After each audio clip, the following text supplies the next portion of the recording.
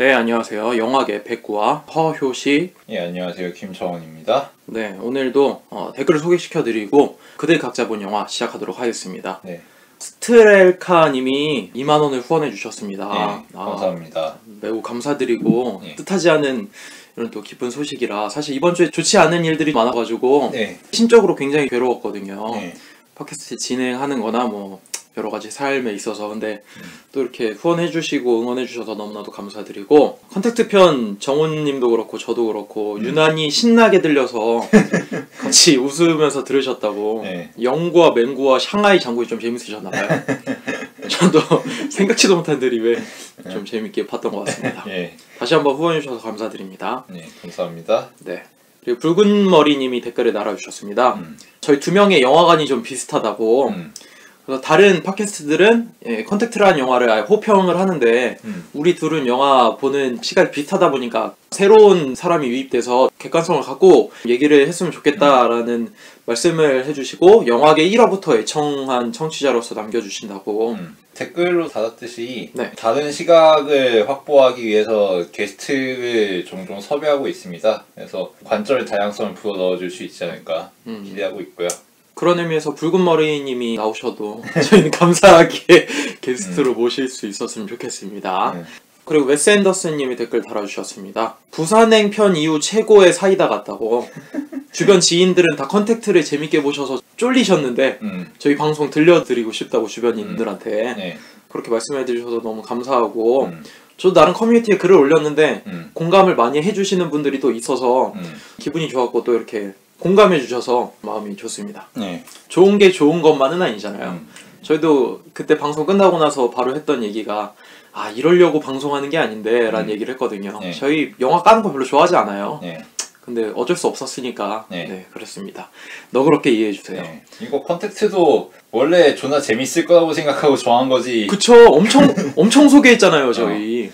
이렇게 개판일 줄 모르고 한 거였기 때문에 네. 네. 그런 줄 알았지만 안 했죠, 사실. 네, 맞아요. 굳이 고르지 않았겠죠. 네. 자, 그러면은 그들 각자 본 영화 시작하도록 하겠습니다. 네. 저부터 얘기를 좀 할까요? 네. 저는 이번에 트럼보라고 하는 영화를 봤습니다. 미국 영화 작가인 실존 인물 제임스 달턴 트럼보에 대한 이야기예요. 네. 참고로 트럼보의 일대기를 다룬 두 번째 영화라고 하더라고요. 2000년 초반에 한 영화가 나왔고, 그 다음에 재작년?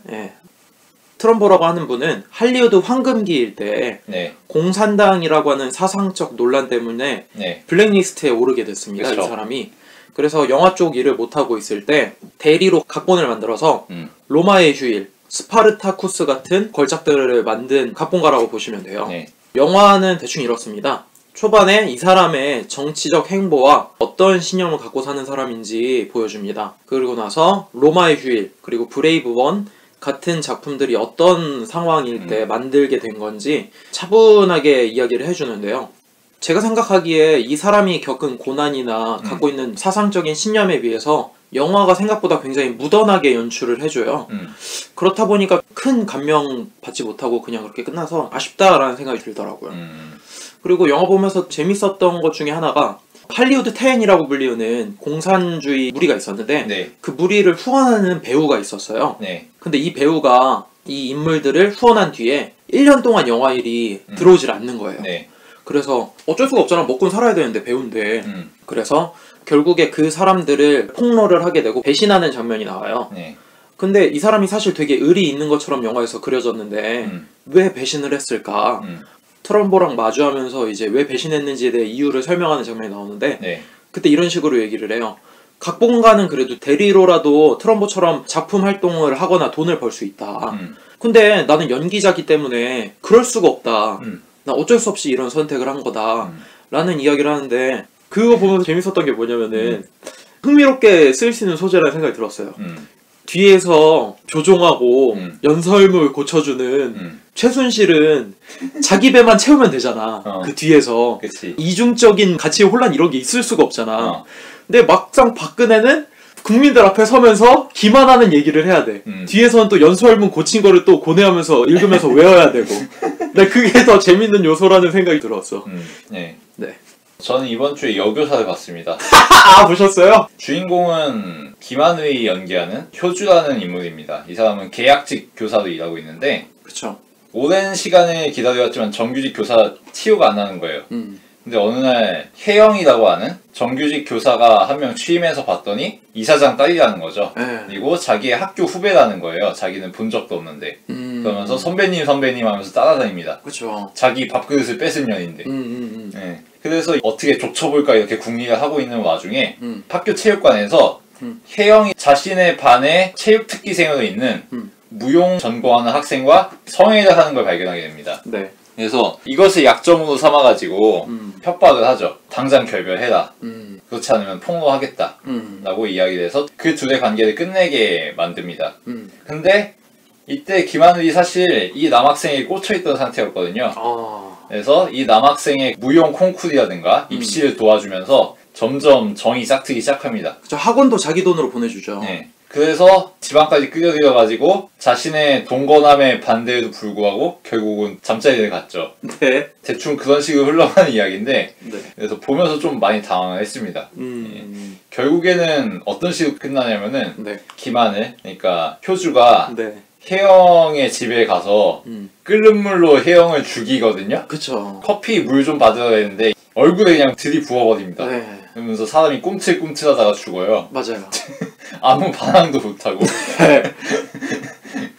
네, 그리고서 마지막에는 인간 수육이 된 혜영의 얼굴이 보이면서 끝나거든요. 네. 네, 정말 황당한 영화였습니다. 10년 안에 본 영화 중에서 탑 5 안에 들어갈 것 같아요. 10년 동안 별로 재미없는 영화를 많이 안 봤나 봐요. 아 근데 저는 클레멘타인도 풀로 다 봤어요. 네. 그리고 긴급조치 19호도 케이블에서 하는 거 끝까지 다 봤어요. 아 진짜? 네. 근데 거의 그 수준이 아닌가 제 생각에는. 제 생각은 아니고 네. 주변에 물어봤습니다. 여교사 보신 분들이 있어서 네. 근데 왜 굳이 여교사여야 해? 라고 물어보더라고요 저한테. 굳이 여교사가 아니어도 상관이 없는데 좀 이거 말이 안 되는 것 같다라는 지인이 얘기를 하더라고요 그렇게. 그리고 또 한 명은 고등학생인데 주기율표 그거를 외우라고 시키잖아요. 이거 너무 고증이 떨어지는 거 아니냐라는 그 얘기를 했는데 저도 이게 너무 대충 한 게 아닌가 싶은 느낌이 좀 있었죠. 네. 저는 다음 영화 레전드 오브 타잔을 봤습니다. 네. 워낙 유명하죠 타잔. 배우들도 쟁쟁하는 분들이 많이 나와서 기대를 했는데 저도 네. 타잔을 마치 마블 히어로처럼 만들어 놨더라고요. 내용을 딱히 지금 제가 말씀드리기도 싫을 정도로 우리들의 히어로 타잔 뭐 이렇게 만들어가지고 굉장히 황당했는데 이 영화는 딱 이런 용이더라고요. 여기 타잔 역할을 맡은 알렉산더 스카스가드라고 하는 배우가 네. 40이 넘은 나이인데 몸이 와 진짜 조각이더라고. 그거 보면서 운동 욕구를 불러일으키더라고. 네. 그래서 아침에 우리 드라마나 뉴스 끝나면은 아침 생활 체조하면서 몸 예쁘신 분들이 그쵸. 체조하잖아. 그분들 보면 아 운동해야겠다. 저런 분들처럼 몸 만들어야겠다. 뭐 그런 욕구 불러일으키더라고. 그래서 굉장히 좀 시간이 아까웠습니다. 레전드 오브 타잔. 작년에 정글북과 함께 기대를 했던 영화인데 망한 영화는 이유가 있다라는 생각이 좀 이 들더라고요. 사람 멜랑콜리아에도 나왔는데. 맞습니다. 네. 근데 몸은 정말 좋더라고요. 근데 뭐 연기가 문제가 아니라 타잔을 히어로로 만드는 내용이라서 중간에 정말 어이없던 게 고릴라보다 센 존재랑 싸워요. 근데 죽질 않더라고. 몇 대 쳐맞긴 하는데. 킹콩이구만. 그래서 역시 타잔 세네. 그냥 마블에 나와도 되겠네. 뭐 이런 느낌. 네, 그렇습니다. 데이비드 예이츠 감독이 최근 만든 영화들이 그렇게 상태가 좋진 않은 것 같아. 네, 약간 신비한 동물사전도 그렇고. 네, 그렇죠. 정글 닦기, 타잔 닦기. 10원짜리 팬티 닦기 뭐 이 정도. 네. 네, 제가 다음으로 소개시켜드릴 영화는 네. 바그다드의 도둑이라는 고전 영화입니다. 이 영화가 리메이크가 돼서 1924년에 한 편, 1940년에 한 편 이렇게 두 편이 나왔는데 네. 1924년의 오리지널 같은 경우에는 주인공이 도둑입니다. 더글러스 페어뱅크스라는 당대 최고의 액션 배우가 역할을 수행하거든요. 그러니까 요즘으로 치면 성룡이나 뭐 이런 사람인 거죠. 그래서 이 사람이 액션 연기를 하는데 바그다드 저작거리에서 도둑질하면서 연명하다가 어느 날 바그다드 왕궁에 사는 공주를 보게 됩니다. 뿅 간 거예요, 이 사람이. 원래 왕궁에 가서 도둑질해야 되는데 공주 보고 나온 거지. 그러고서 아무것도 안 훔치고 나에게는 보물이 머릿속에 있어. 이러는 거지. 로맨틱한데 아주. 그래서 공주가 결혼 상대를 찾기 위해서 각국의 왕자를 초청하거든요. 거기 왕자로 신분 세탁하고서 참가를 하는 거죠. 그래서 공주의 환심을 사가지고 파트너가 됩니다. 하지만 금방 정체는 들통나고 사용당할 위기에 놓이지만 어떻게 빠져나오고 다시금 심기일전에서 왕의 부마가 되기 위한 그런 미션들을 컴플리트하는 그런 이야기죠.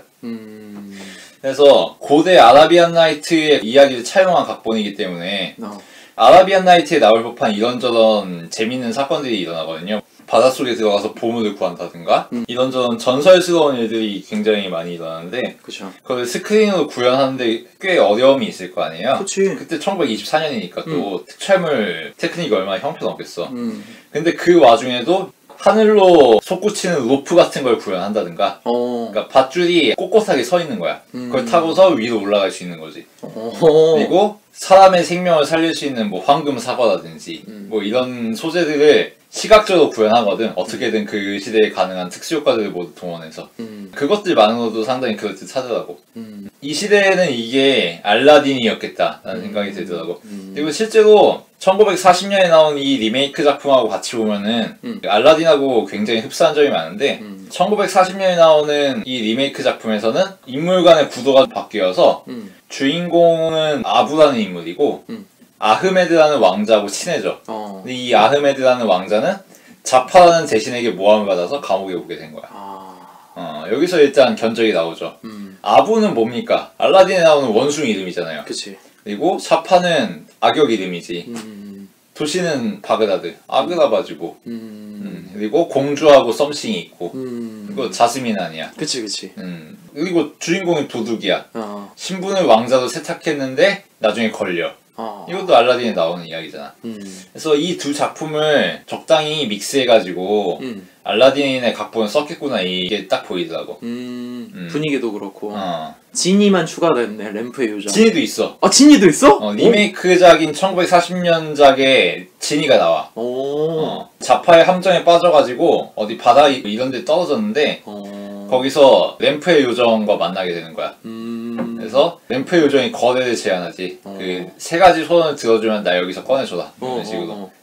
물론 이게 아라비안 나이트에 원래 나오는 이야기들 믹스한 거긴 한데 이 두 가지를 재조합하면은 바로 알라딘 스토리가 나오더라고.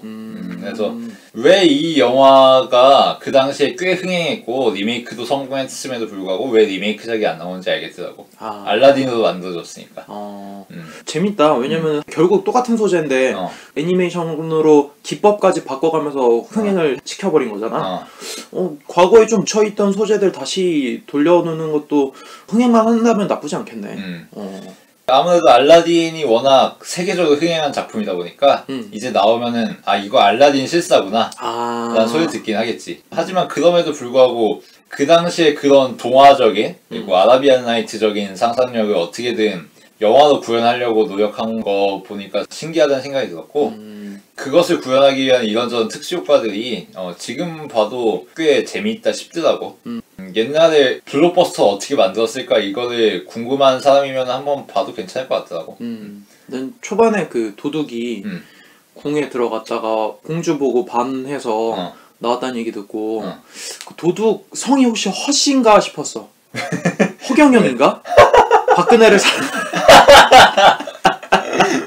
네, 장난입니다. 왕이 그러면은 박정희네.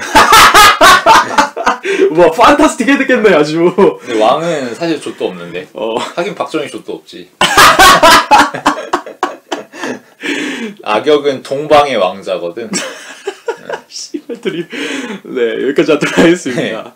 네, 그들 각자 본 영화는 굉장히 유쾌했는데 이 정도로 마치고 저희가 오늘 다룰 영화 토이스토리 3입니다. 네, 2부, 3부에서 토이스토리 3로 만나 뵙도록 하겠습니다.